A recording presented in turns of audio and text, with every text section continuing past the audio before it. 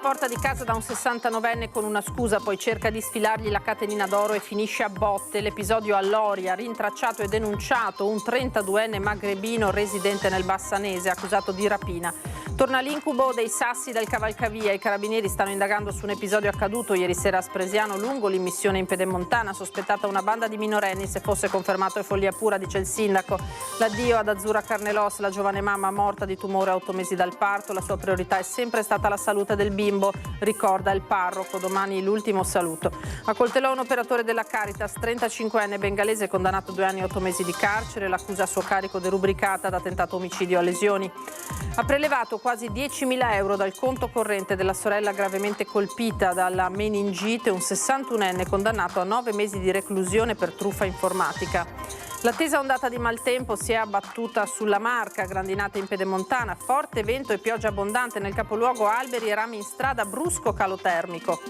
Omelia shock del parroco di Cessalto, pochi bambini e pochi battesimi, tra 20 anni saremo tutti musulmani, e rincara la mancanza di sacramenti legata al dilagare della violenza. Meno di 2 settimane alla visita in Laguna del Santo Padre, cresce l'attesa a Ring questa sera dalle 21, la lunga intervista con il patriarca di Venezia Francesco Moraglia. Allora la cronaca, abbiamo detto, partiamo dalla rapina di Loria con un 32enne marocchino domiciliato a Bassano del Grappa che con una scusa si è fatto aprire la porta di casa da un 69enne, lo ha aggredito e malmenato per rubargli la catenina in oro che aveva al collo. I carabinieri dunque lo hanno identificato. Loro cercavano a me quando sono andato fuori, che dopo mi hanno fatto inchinare per far leggere il biglietto che era bianco, non c'era niente.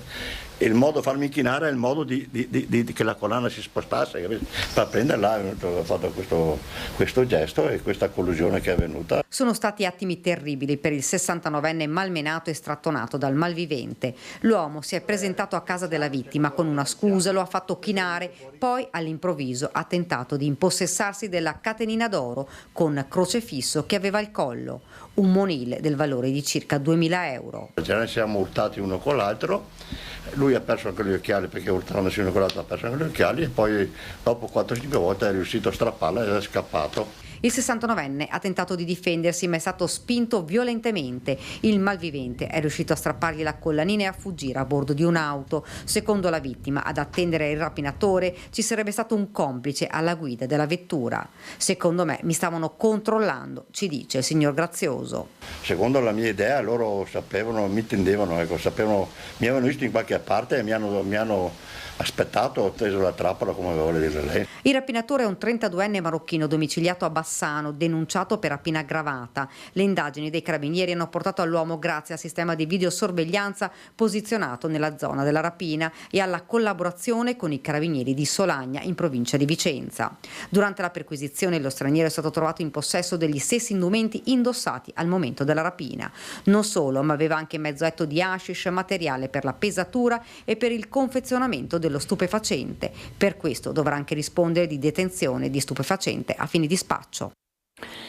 E torna l'incubo dei sassi dal cavalcavia. I carabinieri stanno indagando su un episodio che è accaduto ieri sera a Spresiano lungo l'immissione in Pedemontana. Sospettata una banda di minorenni, se fosse confermato è follia pura, ha commentato il sindaco della Pietra.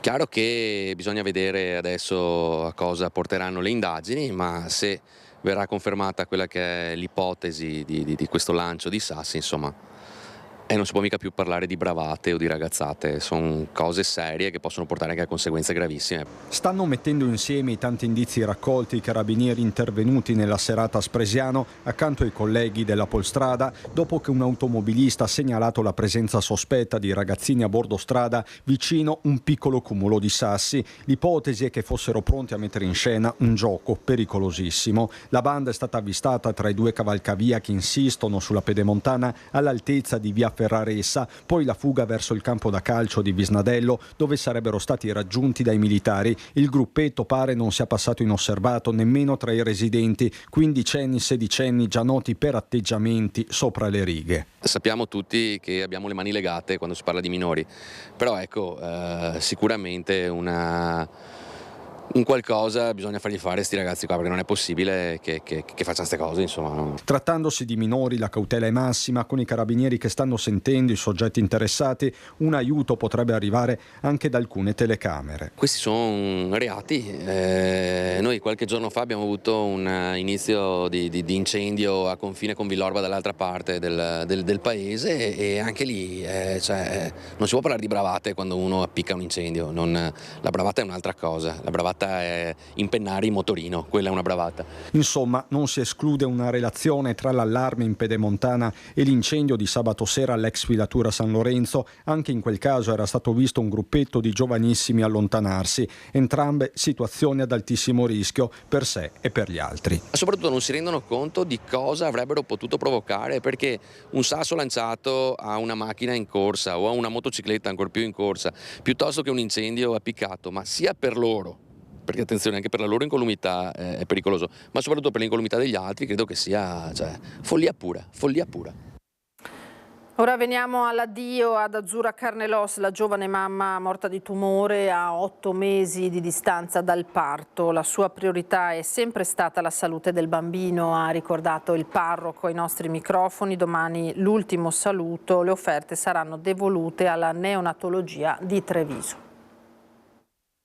L'amore per la vita di Azzurra, il coraggio che ha avuto, il pensiero primo per Antonio, che è il nostro bambino. Sono le poche parole, ma capaci di dire tutto, che Francesco Favero ci affida. A poche ore dall'ultimo saluto alla sua Azzurra, la 33enne di Oderzo, morta il 13 aprile per un tumore al seno. Una storia, quella di Azzurra, che ha commosso un'intera comunità. Lei che scopre la malattia nel 2019, l'affronta e in un primo momento sembra averla sconfitta. La decisione di sposare Francesco.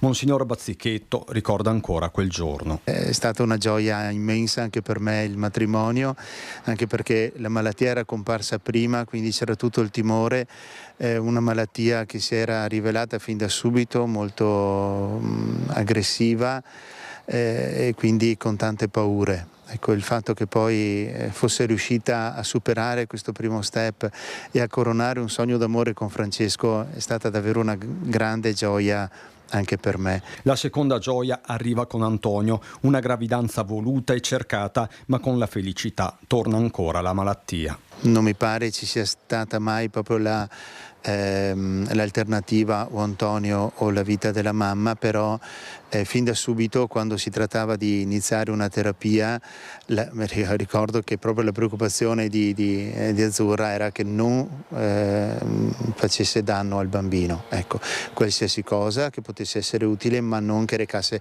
un possibile danno, altrimenti non avrebbe fatto nulla. Questo certamente è emerso fin da subito. Azzurra, laureata a Udine in scienze dell'economia, un lavoro in banca, aveva una fede profonda dalla quale traeva conforto. Un grande amore a Maria, questo sì, che ha sempre sentito vicino a lei. L'addio nel Duomo di Oderzo, con le offerte che saranno devolute al reparto di neonatologia dell'ospedale di Treviso, anche questo un segno, uno dei tanti seminati in 33 anni. Da una parte c'è un grande dolore, dall'altra è una grande testimonianza di amore che Azzurra come donna, come sposa e come mamma lascia. Un messaggio di primavera, ecco, di luce che dà speranza ai cuori, questo sì.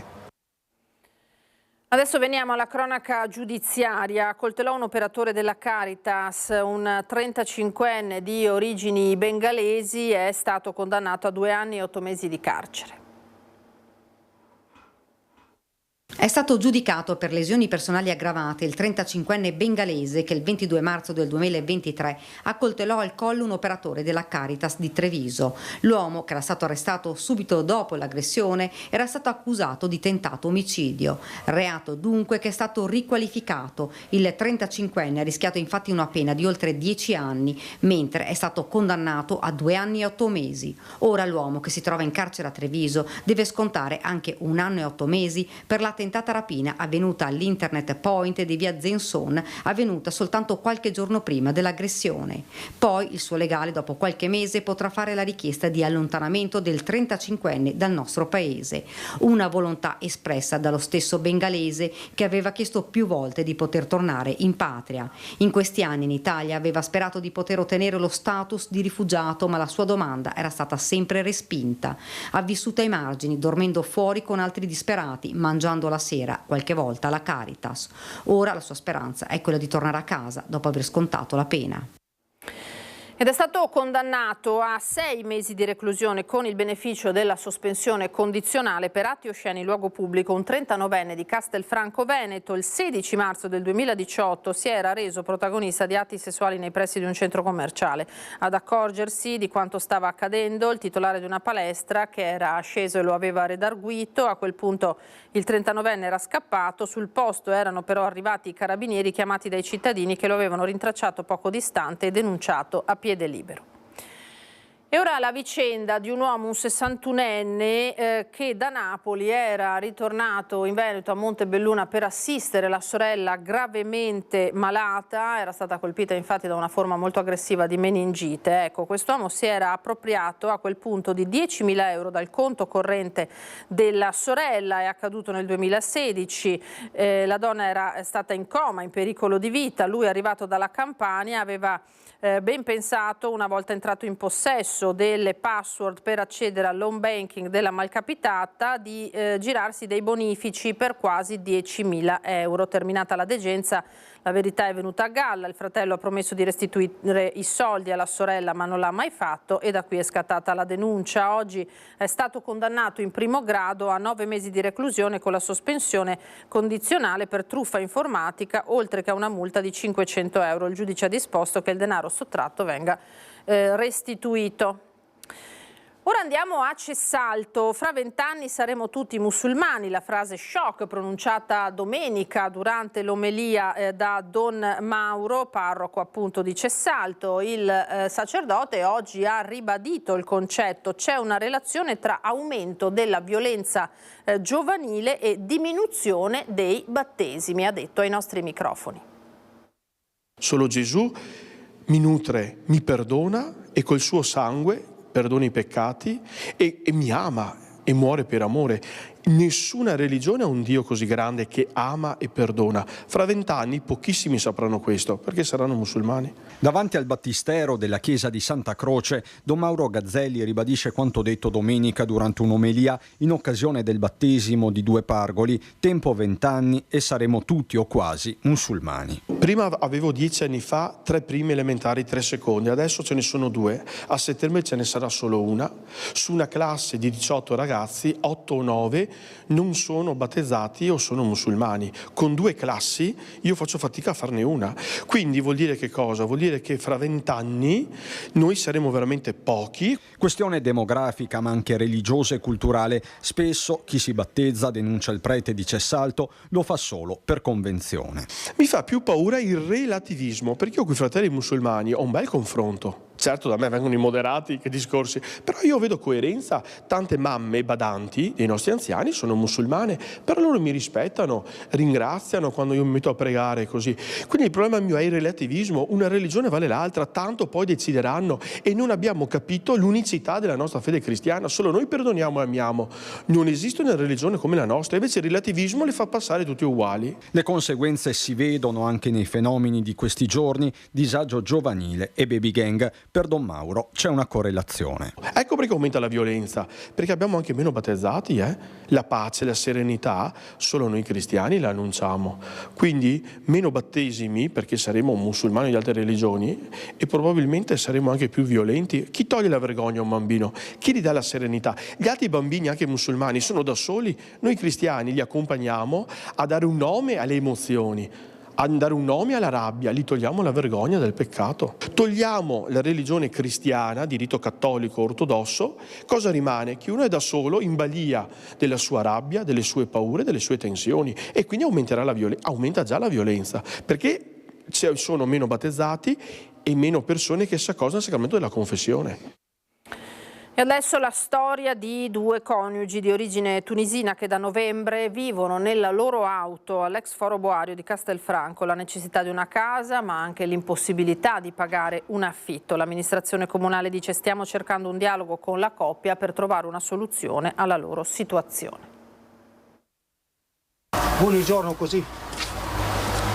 Questa è la nostra vita. La Fiat Punto Nera parcheggiata sotto la pensilina di un edificio in disuso nel parcheggio dell'ex Foro Boario. Accanto stoviglie, pentole, detersivi, scatoloni con vestiti e padelle. Le scarpe riposte in modo ordinato, il piccolo fornelletto a gas poggiato sotto lo sgabello utilizzato come tavolo, l'auto colma di vestiti e coperte, i sedili ribaltati per farla diventare la notte un letto. È così che Lotfi Mabrouk e Kaltoum Bari, 53 e 48 anni di origine tunisina, vivono dallo scorso novembre. Ho passato il freddo, tutto novembre, tutto dicembre, gennaio, febbraio, marzo, tu sai quanto freddo ha qua. Per fortuna ho trovato il posto coperto qua. L'arrivo in Italia di Lotfi nel 91, il lavoro come metalmeccanico, il ricongiungimento con la moglie e la figlia nata a Castelfranco nel 2005. Poi la crisi del 2010 che ha fatto ritornare Lotfi e Kaltoum in Tunisia e i problemi di salute di Lotfi, colpito da ictus nel 2012. La decisione di tornare in Italia nel 2021. Prendo su 700 agevolazioni, però ho una figlia che studia in Tunisia. Mando per sua nonna e mia figlia. Lavori stagionali che non permettono una stabilità tale da pagare un affitto. L'aiuto della Caritas che mette a disposizione dei coniugi le docce 2 volte a settimana e i pasti quando non riescono a provvedere da soli. A Lotfi è stato proposto un posto nel dormitorio maschile ma non vuole lasciare sola sua moglie.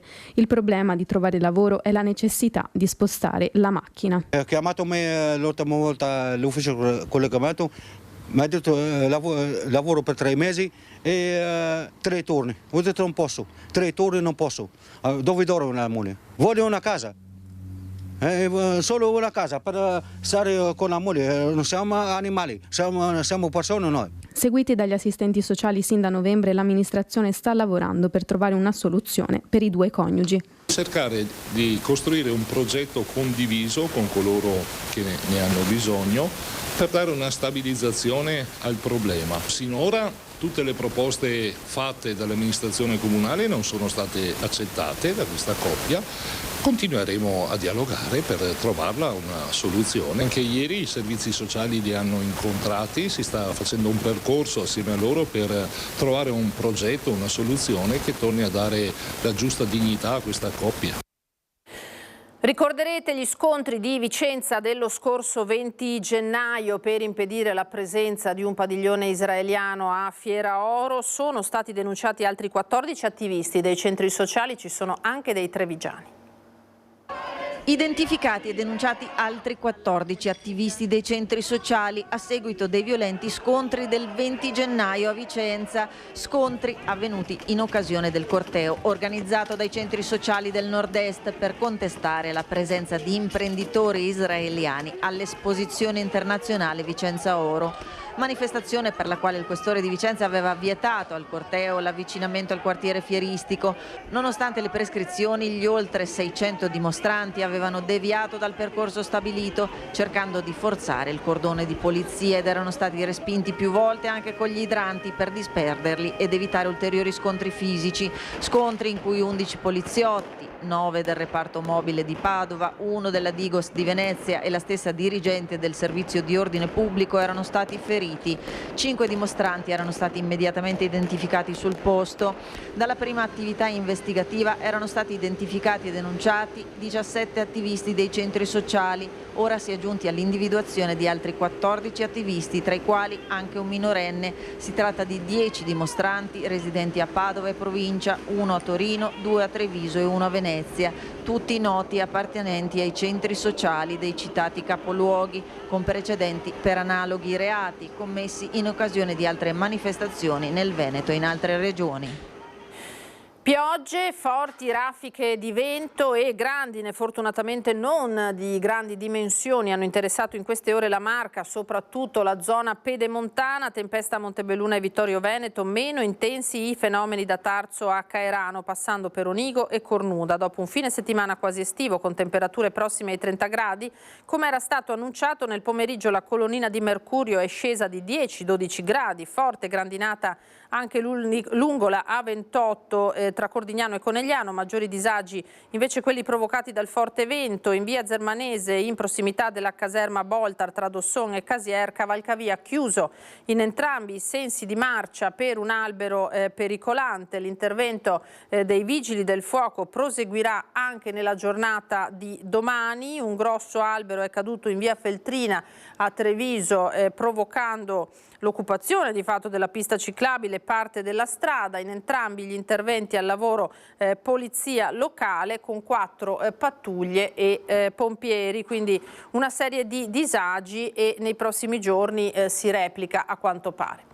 Andiamo adesso qualche istante in pubblicità, torniamo più tardi con molti altri servizi.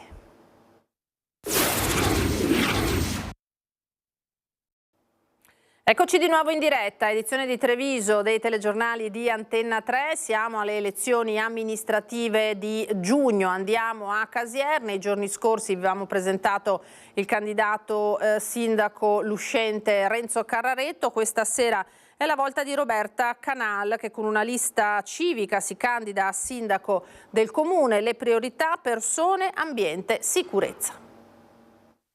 Roberta Canal è un avvocato e alla guida di una lista civica scende in campo come candidata a sindaco di Casier, comune trevigiano di quasi 12.000 abitanti. In qualità anche di avvocato sento molto profondo uno senso civico che mi ha spinto in questa nuova avventura. Ho deciso di mettermi in prima linea, quindi di metterci la faccia come si dice oggi, perché c'è un po' il vizio invece di lamentarsi e non fare nulla, e quindi tutto il gruppo è coeso in questo. Quindi abbiamo un grossissimo senso civico. Nessun simbolo politico si manifesti, ma piuttosto il fiume Sile. Per questo gruppo fare politica è a prescindere dall'appartenenza a un partito, si fa per la gente. La parte blu riprende il nostro fiume perché Comune di Casier ha questa importantissima percorrenza del fiume che ci attraversa. Ha ovviamente anche la parte verde perché abbiamo la parte di Dosson, quindi una parte comunque agricola, quindi per ricordare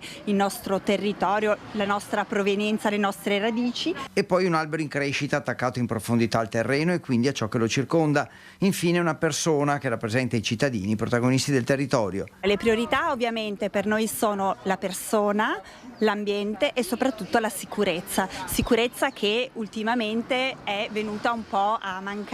Sicurezza intesa su 2 fronti, quello del traffico, aumentato negli ultimi tempi, ma anche quello del controllo del territorio e poi il primo provvedimento in caso di elezione. Prendere di nuovo in mano la gestione per quanto riguarda anche le persone, quindi di integrarle, di poter far partecipare la comunità a quelle che sono le esigenze. Andiamo alla sanità adesso. Non esistono attese di 5 anni per un'operazione chirurgica. Francesco Benazzi, direttore generale dell'azienda sanitaria Marca Trevigiana, replica il nostro telespettatore che lamentava lungaggini dovute alla cura di un'ernia inguinale. Si dice profondamente dispiaciuto per la situazione clinica del paziente, ma respinge l'accusa di un'attesa di 5 anni per un'operazione chirurgica. Francesco Benazzi, direttore generale dell'ULSS 2 della Marca Trevigiana, ricostruisce la cronistoria sanitaria di Alessio Libralato, il 41enne di Zero Branco che ai nostri microfoni aveva raccontato le fasi seguenti alla diagnosi di un'ernia inguinale, aspettando la successiva chiamata per l'intervento in sala operatoria. Da riscontro del problema fisico ad oggi, in mezzo c'è stato il Covid con le conseguenti liste d'attesa. Dai verbali seguenti alla pandemia risulta una visita in pronto soccorso il 24 luglio del 2023, ma per lo specialista la situazione non è considerata tale da essere operata. Chi decide l'intervento non è tanto il fatto che io ho un'ernia, ma quanto quest'ernia può poi produrre dei problemi. L'ultimo ingresso in ospedale il paziente lo fa il 9 aprile di quest'anno e qui la situazione è diversa. Il collega vede che l'ernia è sintomatica, quindi comincia a avere dolore,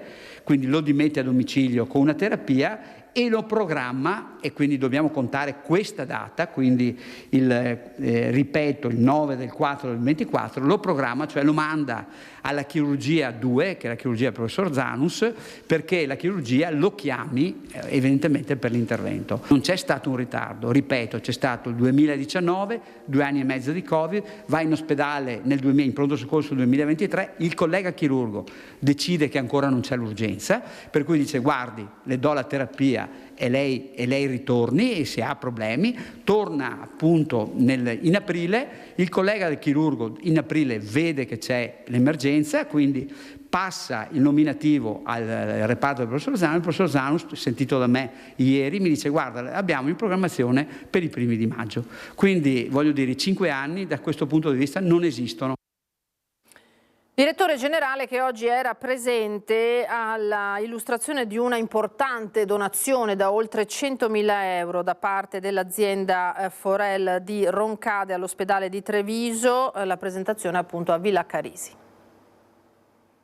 Un nuovissimo e sofisticato sistema di frantumazione dei calcoli utile al reparto di urologia e la realizzazione di un importante progetto che segue i pazienti sopravvissuti a ricovero in terapia intensiva. Sono gli assi portanti del finanziamento da oltre 100.000 euro che l'azienda Forel di Roncade ha donato all'ospedale Cafoncello di Treviso. Questa mattina a Villa Carisi la presentazione degli interventi. Si parte da una strumentazione d'avanguardia dedicata alla terapia della calcolosi. Porterà al beneficio che l'intervento chirurgico durerà decisamente meno. Su un totale di 2 ore noi riusciamo a guadagnare anche i 30-40 minuti. Altro aspetto fondamentale è poi quello rappresentato dalla necessità di mitigare gli effetti cognitivi a lungo termine per chi esce dalla terapia intensiva, creando un canale di comunicazione tra ex pazienti e curanti. Noi avremo una borsa di studio che ci permetterà di poter studiare i nostri pazienti dopo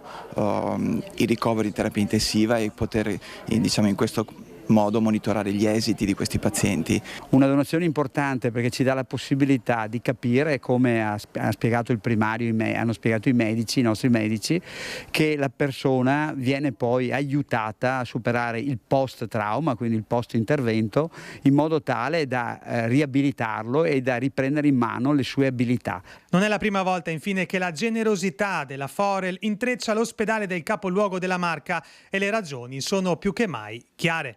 Provare a essere anche di esempio, di ispirazione per qualcun altro a fare le stesse cose, quindi nasce così l'idea e la volontà di essere qui. Tutti gli aggiornamenti sui farmaci per i pazienti affetti da distrofia muscolare di Duchenne. Il 22 aprile la decisione che potrebbe cambiare il futuro di queste persone e delle loro famiglie. Il 22 aprile abbiamo saputo che si riunirà questo standing committee, quindi un comitato che dovrà essenzialmente prendere la decisione finale sul destino del farmaco. Un comitato composto da rappresentanti dell'Agenzia del Farmaco e del Ministero della Salute dei paesi che compongono la Commissione europea il 22 aprile avrà il compito di approfondire e valutare tutto il dossier Traslarna, il farmaco che rallenta il progredire della distrofia muscolare di Duchenne.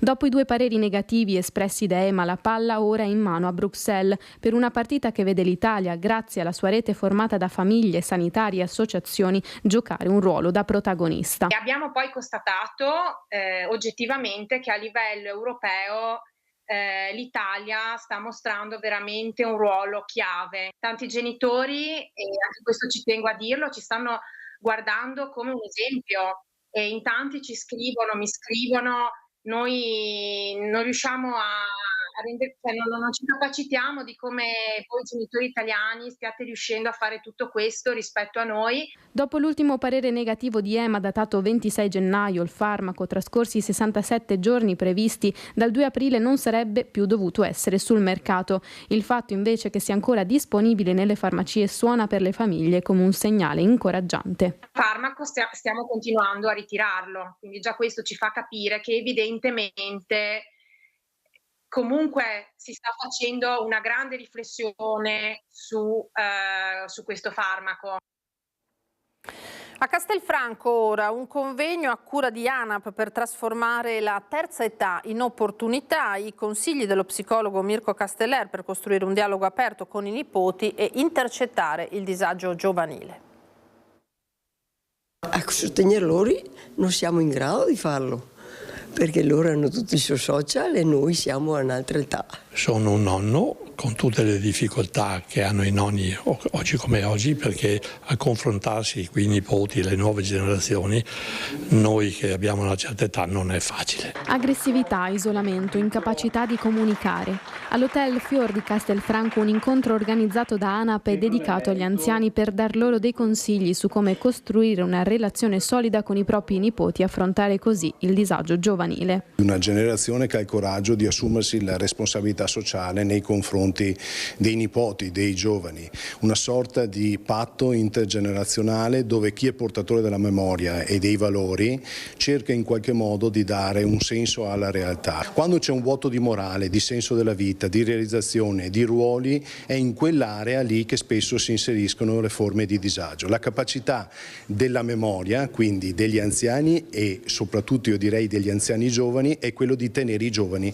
nella realtà. Sala gremita in circa 200 per ascoltare i consigli dello psicologo che passo passo ha stilato un decalogo di buoni comportamenti da adottare con i propri nipoti. Essere vicini ai propri nipoti, non invadere l'area delle famiglie, ma soprattutto essere portatori sani di una morale e di un'etica che si trova solo nella realtà e non nei social. I giovani d'oggi vivono una società difficile, quindi il ruolo dell'anziano, il ruolo di guida deve essere di educatore. Devono saper fare da ponte spesso con genitori che sono impegnati entrambi nel mondo del lavoro, quindi il nonno che è stato genitore a sua volta però tanti anni fa si trova a vivere anche delle situazioni a cui non è preparato e non è formato. E adesso andiamo alle notizie dal Bellunese.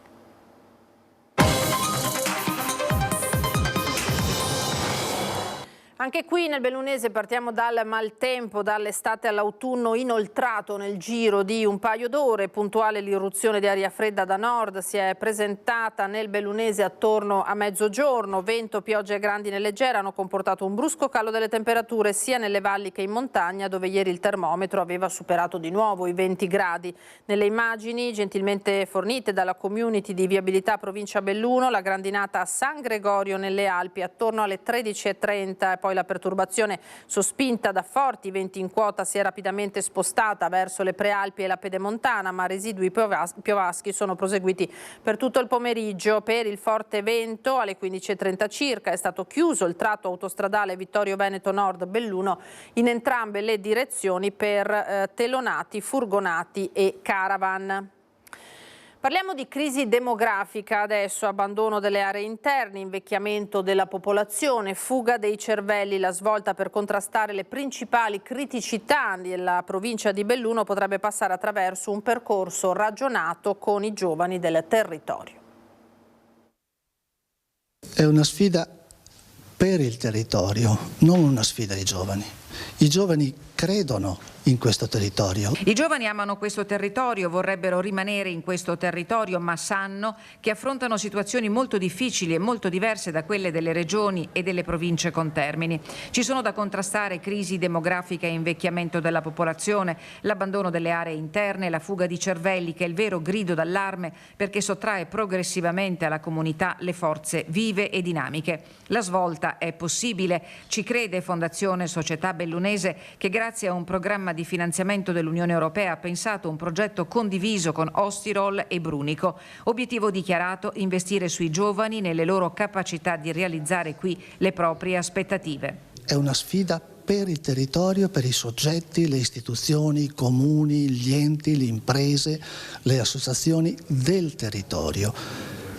È una piccola offerta per il territorio, non per i giovani, con i giovani. A Palazzo Piloni, Fondazione Società Bellunese, con il vicepresidente Claudio Agnoli e Pippo Leo e Elisa Bortotta di Meta Logos, partner del progetto per la formazione, hanno illustrato le linee guida dell'iniziativa della durata di 2 anni, rivolta prevalentemente a giovani fra i 18 e i 35 anni, preferibilmente laureati o laureandi. Le parole chiave del progetto e che lo qualificano sono generativo e trasformativo. Sono quello che serve, non servono bravi lavoratori con competenze professionali, quello ci pensa l'impresa, insomma, non è il nostro mestiere.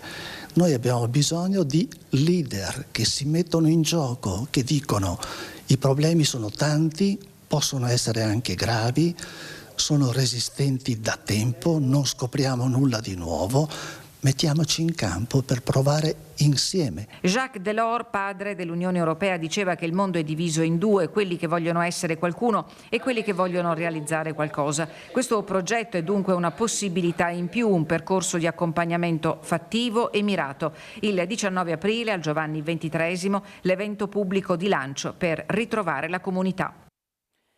A Limana è tutto pronto per la 4 giorni di eventi organizzati in occasione del centenario del conferimento della Croce di Guerra al valor militare.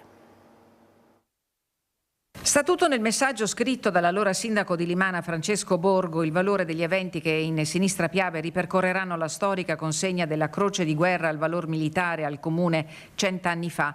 Le celebrazioni entreranno nel vivo giovedì prossimo per concludersi domenica 21 aprile con la rievocazione della consegna e la sfilata lungo le vie cittadine. Nell'anno 1917, l'anno della FAN, il famoso anno della FAN, nonostante ci fosse una grande carestia e grandi problemi, i nostri cittadini non hanno svoltato lo sguardo, ma hanno deciso che volevano lottare per la libertà. Ecco, per questo è stata consegnata questa croce. Il 18 aprile la giornata sarà dedicata alle scuole, in particolare sarà dato rilievo alle ricerche storiche svolte dagli alunni delle quarte elementari sui loro antenati. Da venerdì approfondimenti con la popolazione, sabato nell'area verde di fronte alla biblioteca saranno installati stand espositivi del gruppo storico Montegrappa, Battaglione Bassano, del reparto Salmerie della sezione ANA di Vittorio Veneto e dell'Associazione Nazionale Paracadutisti d'Italia. Domenica il gran finale alla presenza delle massime autorità civili e militari della provincia. Ammassamento per la sfilata in via Fiabane a partire dalle 8:30. Vuole essere una festa del comune, una festa di tutti i cittadini, quindi invitiamo tutta la cittadinanza a essere presente, a partecipare con noi e a ricordare quello che i nostri avi hanno fatto, la grande dignità morale, il grande valore dei nostri avi. La musica bellunese incontra la solidarietà venerdì alle 21 alla San Felice di Trichiana, concerto di beneficenza per il Comitato Pollicino. Chi ama la buona musica, blues e derivazioni varie e vuole coniugare gli echi del sound degli ultimi 50 anni con una buona dose di quei valori che ci invitano ad agire, non può perdere l'occasione che Uncle Frank Project donerà venerdì prossimo a Trichiana, in Sala San Felice alle 21. Sul palco saliranno i migliori musicisti che hanno fatto storia nel bellunese e oltre. L'obiettivo è una raccolta fondi per il Comitato Pollicino che da decenni aiuta i bambini in difficoltà nella città di Petrosciani in Romania, gemellata con Ponte nelle Alpi. Tutte le volte che posso suonare per il Comitato Pollicino lo faccio più che volentieri, perché comunque è una opera veramente bellissima. Sono andato anche a Casa Pollicino in Romania, ho visto com'è la situazione e una volta che uno vede poi si dà da fare. A Casa Pollicino si garantiscono un pasto caldo, l'igiene personale, biancheria pulita, recupero fisico e psichico, assistenza medica e psicologica. Il centro è gestito direttamente dall'Italia, che vi opera con oltre 50 volontari. Partecipare al concerto di venerdì prossimo rappresenterà per tutti un'opportunità di alto valore sociale. Sul palco Franco De Poli, da oltre 50 anni eccellente batterista, Alberto Mambrini alle tastiere, Mauro De Luca alla chitarra e Andrea Cuzzola al basso. Il concerto è molto divertente perché è il racconto dei chitarristi, quelli meno famosi, quelli che però hanno lasciato un segno nella musica pop rock dagli anni 60 ai giorni nostri. Blues, rhythm and blues, gospel, fusion e infine il jazz con un omaggio a Miles Davis. A Trichiana venerdì prossimo, musica e solidarietà per Casa Pollicino. È tutto, grazie per essere stati con noi. Adesso le previsioni del tempo. Una buona serata, arrivederci.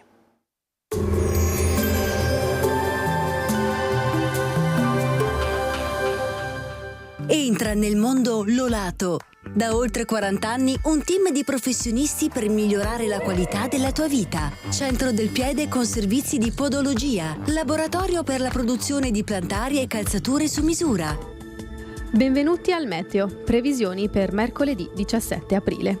Sul Veneto nuvolosità variabile alternata a schiarite, con tratti di instabilità soprattutto a cavallo delle ore centrali e sulle zone montane e pedemontane. Probabili precipitazioni nelle zone montane, in pianura possibili rovesci anche a carattere temporalesco a partire dal pomeriggio. Temperature in diminuzione fino a valori inferiori alla media stagionale, minime tra i 4 e i 7 gradi, massime tra i 14 e i 19 gradi. Sul Friuli Venezia Giulia tempo variabile con annuvolamenti più consistenti a partire dal primo pomeriggio che potranno portare possibili rovesci o locali temporali. Temperature sotto i valori stagionali, minime tra i 4 e i 7 gradi, massime intorno ai 14 e i 16 gradi. Sul Trentino Alto Adige la giornata sarà caratterizzata da parziali e temporanee schiarite alternate ad annuvolamenti localmente associati a brevi rovesci o temporali pomeridiani. Nelle zone più alte è possibile anche la caduta di qualche fiocco di neve. Temperature inferiori alla media, minime sui 5 e i 6 gradi, massime intorno ai 19 gradi. Dal meteo di Antenna 3 è tutto, arrivederci.